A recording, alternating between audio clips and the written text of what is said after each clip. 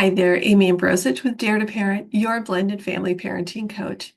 Quick question for you. Have you had a recent interaction with your partner, your stepchild, and it left you asking, what the heck was that all about? And then you started filling in the blanks. You're like, well, now I'm just irritated. And then it just escalates into, well, now we're mad at each other. And it just kept going from there. If you've been there, and we all have, then I want to give you a strategy that helps my clients de-escalate the stress in their home. And I call it a reframing exercise called raising the bar. So it's got three parts to it, the BAR, and I'm going to walk you through them really quickly so that you can start applying this to your family too. So first of all, be aware of your feelings. I want you to go back and think about that negative interaction that you had with your partner, with your stepchild recently.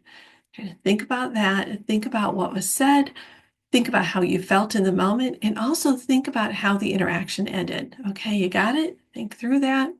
Okay, I want you to close your eyes, take a couple of deep breaths, thinking about that whole argument that you guys had. Okay, come back to me. And I would love to know, how are you feeling right now? What's bubbling up for you?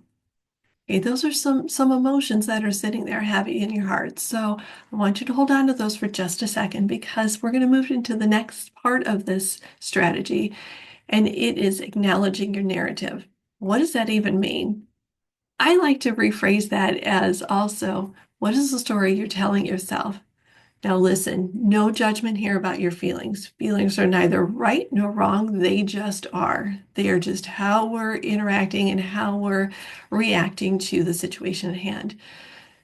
But we also tend to fill in the blanks with stories. So, we might be telling ourselves, oh, my stepson's just being difficult again, or my stepdaughter's just a brat. You might be thinking, my partner's shutting me out, and I feel lonely and I feel hurt, and he doesn't care. We tell ourselves stories. So I want you to think about that situation, and I want you to think about or answer the question, what do I think I know? Now I'm going to move you to part three on this, and this is where it gets good. So we're going to reframe that narrative, those stories that we're telling ourselves about my husband doesn't care, or my stepson is just being difficult, or my stepdaughter is just being a brat, because really there's more to that story. So we're going to dig into that narrative and reframe it with knowledge. Okay, so instead of leaning into the anger, the frustration, or the loneliness and sadness, we're going to reframe it with curiosity.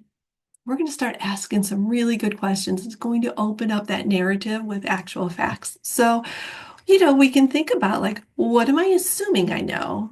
And what are the facts that I know? Might be asking yourself, why did he react so strongly to that? What is going on behind the scenes that I don't know about? There must be something else going on because it really wasn't a big deal, the thing that we were talking about. Something underneath is sitting there boiling over. You might be asking, what is this behavior trying to tell me? With our stepkids, they typically struggle with a couple of different things that are very common. So the first one is loyalty issues. You may have a stepchild who really adores you, but they may also struggle with the fact that, well, if I like you, it's going to hurt my other parents' feelings. It might hurt my mom's feelings if I like my stepmom. So I have to pretend I don't like you so that my mom's feelings don't get hurt. And you might think, well, what kid's thinking that? They are very protective of their birth parents. So you might be in that situation of it being a loyalty issue. They may just be frustrated with switch days. How often do you want to be packing your stuff and moving from home to home, back and forth? Every couple of days, I'm in a new environment. I'm in a different, we've got different relationships and different homes. And that can be frustrating. And did I pack my cleats for soccer? And did I forget my homework? And it's all those little things that kids have to think about as they're shifting back and forth. It may be that they're struggling with conflicting parenting styles between the two homes.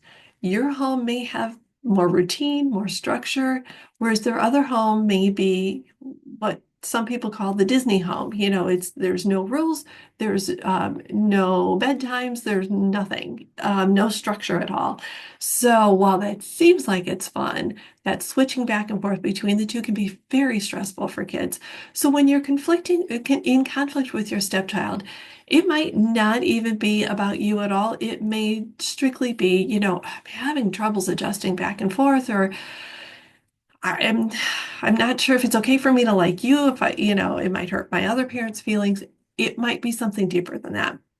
So looking past that initial reaction and really digging deeper might give you some really interesting insight. If it's a conflict with your partner, it might be that he or she is trying to protect you from the stress of yet another argument with a high conflict ex. Or it may be that they're processing things on their own before they're ready to talk to you. They're not necessarily shutting you out of the conversation. It might be a quiet processing behind the scenes first to see if we can handle it and settle things without, adding more to your plate. So, and sometimes things that have nothing to do with us are still brought into our sphere and into our world. The other thing to think about is with little kids, especially, we might just be the safe space for them to just dump all their negative emotions because, especially when they're at school, they're really on it. Like, I have to behave and I have to follow all the rules, and there's the social structure I have to fit into, and, there's the friend relationships I'm trying to balance. Plus, I'm learning all of these things, and my body is growing, and my hormones are changing. And so we have to think about all those things that the kids are going through. They're managing that all day long. When they get home, it's kind of like they can just dump their backpack and just like blit, and here I am in all my glory and crankiness and all of the things. So, we are that safe space, and sometimes we get the worst of them when they first get home, but then things settle down after that. So it might not be about you. It might just be about the situation at hand. So think about that. So what are the benefits of going through this exercise of raising the bar, being aware of our feelings, acknowledging narratives, and also then reframing things and getting curious? I really see there's like three bonuses plus an extra at the end. So the first one is it gives the situation time to breathe and space to breathe. If we all just take a break, and to kind of step back from the situation for a minute, it kind of gives everybody a chance to take a breath, give the situation some space, and also it gives everyone some grace because we're trying to be understanding and compassionate. And when we can add space and grace into conflicts, it it ratchets down the heat and kind of gives everybody a minute to kind of regroup before we get back into it again. So think about space and grace as one of the benefits of reframing things. The second thing that I think about is we are interrupting that cycle of assuming things. Look, we are really quick to react to everything some days. So when we start reacting, we just start assuming things about the other person.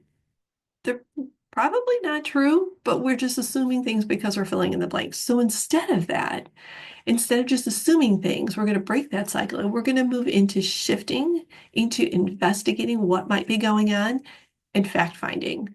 Doesn't that feel better? Instead of being mad all the time, we can be curious about it. Instead of being furious, be curious and see what you can find out. The third benefit to all of this is that not only are you validating your own feelings, but you are intentionally seeking understanding of someone else's feelings. When we're doing that, when we're really trying to put ourselves in their shoes and showing them empathy and being compassionate, it's really hard to still be angry too. Not saying that you can't be angry sometimes, but when we take this step into reframing what's going on into curiosity and compassion for resolution, I think it really shifts the dynamics in the house. And when we look at all of that, really the big bonus is that we're letting our nervous system calm down before we respond. If our kids react and then we react and then they react to our reacting and then we just keep ramping up the anger, nothing's going to get resolved. But if one of us pours water on the situation, calms things down, it's amazing what the shift that you can experience and what's going to happen next for you and for your partner or your stepchild as you're going through this process. So, okay, quick recap. BAR, B-A-R, be aware of your feelings, acknowledge the narrative. What stories am I telling myself? Where am I filling in the blanks that I don't actually know facts? And reframe the narrative with curiosity. What might be behind his reaction? What don't I know about? What questions can I be asking to get more insight? That's a really good one at the end. Like, what questions have I not asked? We're quick to make statements. We're not as quick to slow down and ask questions. So think about that as you're working on this. And one last point I want to give you is to give yourself grace as you're learning and implementing this new skill. Communication skills are easy to listen to and be like, oh, great idea. And they're really hard to use at the moment. I'm just as guilty as the next person of this. It takes practice, kind of like learning a foreign language. It's kind of clunky at first, and then it starts getting smoother. Same thing with communication skills. Takes a little time, but once we start practicing it and it becomes a natural part of our conversations, you will be amazed at the improvement in your interactions with your partner, with your stepchild, with all of our kiddos, and of course, as a family, because your kids are watching you and they are like sponges. So if you're practicing this, it's going to teach them to practice it too. So I hope you found this helpful. I would love to know what of all of the points that I shared today really stuck out the most with you and what resonated best for you. And if you have any other questions about this, let me know in the comments below. Always feel free to reach out at amy@daretoparent.com. But I really would love to know of all the things I said in this video, what resonated most with you today. Thanks so much. Talk to you soon.